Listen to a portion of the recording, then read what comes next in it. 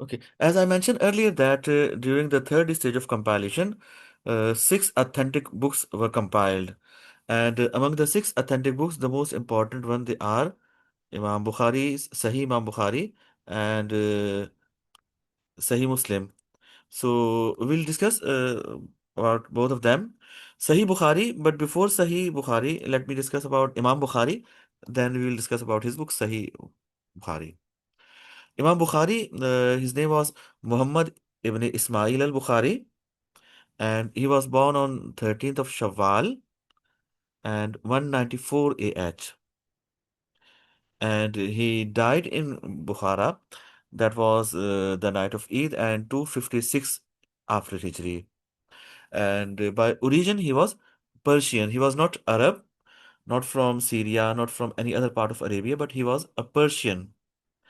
And it is mentioned that during his infancy, he was blind, but his mother prayed a lot to Almighty Allah. And due to his mother's supplications, he got his eyesight back.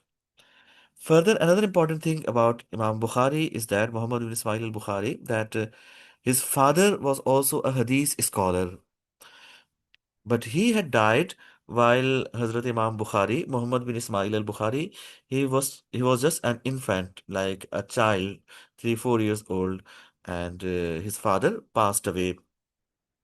But his mother, she wanted to make him a hadith scholar because his father was also a hadith scholar. So his mother, she wanted to make him as well a hadith scholar, and his mother's prayers they were accepted, and he did a lot of hard work in hadith field, and he became a very very famous hadith scholar. When we see about his studies, that he studied about ahadith of Prophet even before the age of 10, and he learned from many many scholars, and it is mentioned that 1080 people, 1080 scholars were his teachers. So he learned from 1080 famous hadith teachers. So even imagine that how he spent his whole life in learning ahadith of Prophet and then teaching ahadith of Prophet sallallahu alaihi wasallam. For learning ahadith of Prophet sallallahu alaihi wasallam, he traveled to different parts of the world. He went to Syria, Egypt, Al Jazeera, Hijaz, Nishapur, and some other parts of Arabia. And it is mentioned that sometime, even a time came that he had nothing, he had no resources, he was penniless, and even he survived on eating wild plants. So, in that way, he did a lot of struggle for learning ahadith of Prophet sallallahu alaihi wasallam, and he devoted his life for this noble cause. Further, we see that he followed the more or most precise scientific guidelines in research for establishing the authenticity of ahadith of Prophet sallallahu alaihi wasallam, and he in that way distinguished weak ahadith from authentic ahadith of Prophet sallallahu alaihi wasallam, and he did his best to record more authentic or the most authentic or more sound ahadith of Prophet sallallahu alaihi wasallam. But it is also the reality that all of authentic ahadith are not included in his book. He tried his level best, but he could compile only limited number of Sahih Ahadith. And he took 16 years to compile Sahih Bukhari. And it is mentioned that he used to make ablution and offer 2 rakats of Nawafil before including any hadith of Prophet. So before every hadith he included in his book, he offered 2 rakats of Nawafil, and he prayed to Almighty Allah ki, "O Allah, guide me, कि the hadith which I am including that should be Sahih hadith." And around 232 after Hijri or 846 CE, he completed his book. And after that, for 24 years, he spent his time visiting from city to another city, preaching his hadith book, teaching hadith book, and wherever he used to go, thousands of the people they would gather around over there around him, and they would learn ahadith from Imam Bukhari. So in that way, he got very famous during his lifetime for making a most authentic book of ahadith of Prophet sallallahu alaihi wasallam. So these were the details about Imam Bukhari. Now coming to his book Sahih Bukhari. So Imam Bukhari is the scholar, and Sahih Bukhari is the hadith book. Uh, Usually, we see in the past papers that they have given question about six authentic books, but they have not given a question about compilers of six authentic books. But it is possible that any time in future they can give a question about compilers as well, compilers of six authentic books, or even about the compilers, brief details you can mention if there's a question about the third stage of compilation, third Islamic century. Now, coming to Sahih Bukhari, Sahih Bukhari is usually considered the most authentic hadith book, and it is estimated that around 7,275 narrations they are included. But when you remove the repetitions, the actual number of hadiths or reports, according to the text of hadith, it remains 2,230 ahadith, or you may say 2,230 text of ahadith they remain. So out of 5 lakh ahadith or maybe 4 lakh ahadith, he concluded that only around 7,275 are the authentic ahadith, and after repeating repetitions, only 2,230 ahadith they are left. Sahih Bukhari, this book has a quality that in this book, Imam Bukhari, he arranged topics, and he made headings. So all the topics they are arranged under different headings. Separate headings are found in this book. So topics, they have headings in this book. But which type of headings? They are taken from the Quran or maybe from a hadith of Prophet Sallallahu Alaihi Wasallam. So Imam Bukhari made headings for the chapters, but they're not like the topical headings or thematical headings. These headings are even from the Quran. Maybe he's compiling a chapter about Salat. So for heading, he used a Quranic verse about Salat. In the same way about zakat, for heading, he used a Quranic verse in the beginning of the chapter as a heading for zakat chapter. So in that way, headings he used in this book, they are taken from the Quran or maybe from any other hadith of Prophet sallallahu alaihi wasallam. Further, we see that another unique quality of his book is that he's very, very careful about the narrators, and he has mentioned and graded the narrators according to the character, accuracy, trustworthiness, their memory, literacy, academic standards, and he has gathered evidence of the meeting and learning between the narrators.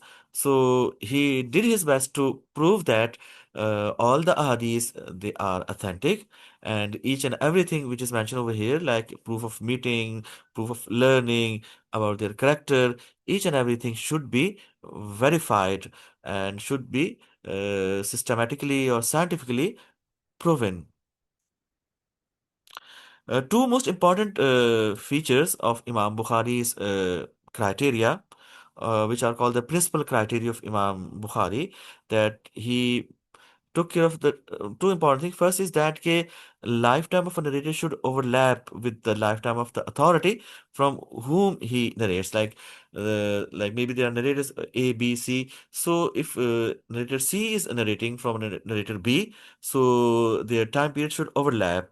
So there shouldn't be any gap between the narrators. So possibility of time and space, that was so much carefully taken by Imam Bukhari. Secondly, he took very much care about the meeting or the proof of meeting between two of the narrators. So all the narrators whom he quoted in different ahadith, he took great care that their proof of meeting should be established, so that hadith should be as much as possibly authentic. So these are a few of the rules or a few of the features of Imam Bukhari's book Sahih of Imam Bukhari, Sahih Bukhari, you may say usually. And we also mention a few of the points related to Imam Bukhari. So Imam Bukhari, his personality, we have discussed, and his book Sahih Bukhari, we have discussed. There are many other things famous about Imam Bukhari that he was so careful about the authenticity that once he was traveling, and he traveled more than I think 8 to 900 kilometers to just collect one hadith of Prophet Sallallahu Alaihi Wasallam. But when he reached over there to that person from whom he was about to collect a single hadith, he saw that that person was trying to deceive a camel. He was showing the camel that he has grass in a cloth, but actually he was just depicting, or he was just showing the camel. Actually, he had no grass. He was showing that to a camel that the camel should come near to him and he should capture the camel. So he concluded from that a person who can cheat a camel, who can cheat an animal, he cannot be a trustworthy person. He can lie, he can be a cheater. In the same way, a very famous story about Imam Bukhari is that you know well even narrator should not be blame of telling lie or blame of a crime. If there's only just a blame, not a proven crime, if somebody is blamed that he has done something wrong or he has committed a crime, even in that case, that narrator is not authentic. So once Imam Bukhari, he was traveling in a boat, that meanwhile suddenly a person started screaming that somebody has stolen my money. So Imam Bukhari, he had gold coins with him. He threw all of them in the river. So he thought he might be there's a possibility that this person might blame me that my money belongs to him, and in that case, I would have a blame of stealing, and I will never be authentic after that. So he lost his money. He threw his gold coins in the river, but he never compromised on that. He should be called an unauthentic hadith narrator. Now, coming to the second book, inshallah, we'll conclude these two books today, and then we'll move to the other books, inshallah, in the next class. The second narrator, that is Imam Muslim, and his book is Sahih Muslim. Let's discuss first about the narrator, hadith scholar.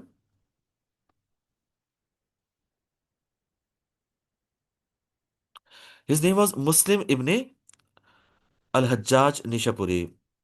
Muslim ibn al-Hajjaj Nishapuri. And he was born in Khorasan, that's the city of Nishapur, and the year was 204 after Hijri. And he was a student of Imam Bukhari, that's very clear. And he died in 261 after Hijri. And he started studying Hadith by the age of 14. And he was also from Persia. And he traveled to Persia, Iraq, Hijaz, Syria, and Egypt, and different part of other famous Hadith learning centers. And his teachers included Imam Ahmad bin Hanbal, Imam Bukhari, and Ishaq ibn Rahawai. So these are the famous Hadith teachers. Now coming to his book, Sahih Muslim. Sahih Muslim is considered by many second most authentic book of Hadith of Prophet Sallallahu Alaihi Wasallam. But some of them they consider it equal to Sahih Bukhari, and even some of them they say it is even superior to Sahih Bukhari.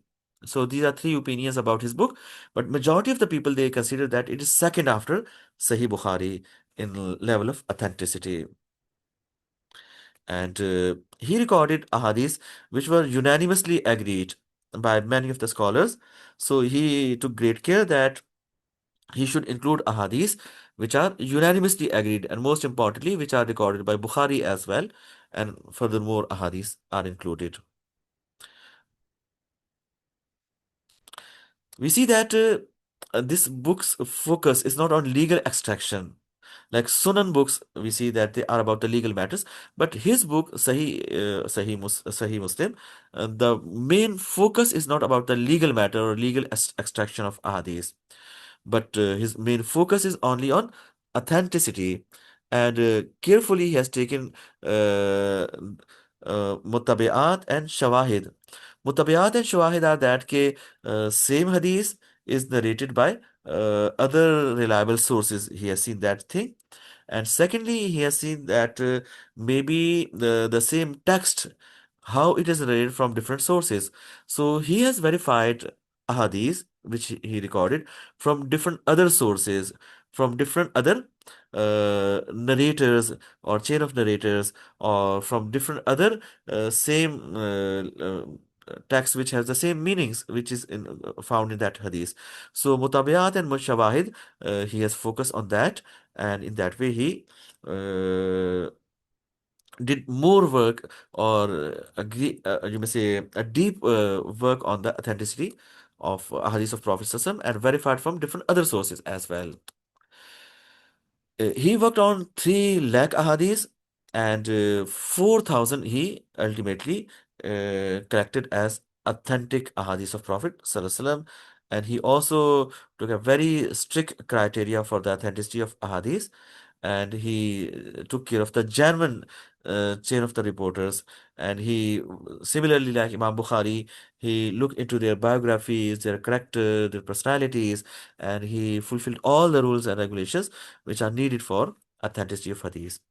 Further, we see his book Sahih Muslim, that it has 43 chapters which are called books, but they are the chapters, and as a total 9,200 ahadith, and 220 when you remove all the repetitions, you just consider by the text, so 220 text we found that they are included in that hadith book.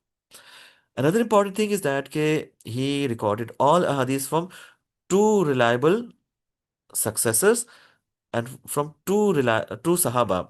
So he managed that all ahadith should lead to two chains from two Sahaba and two Taba'in or successors.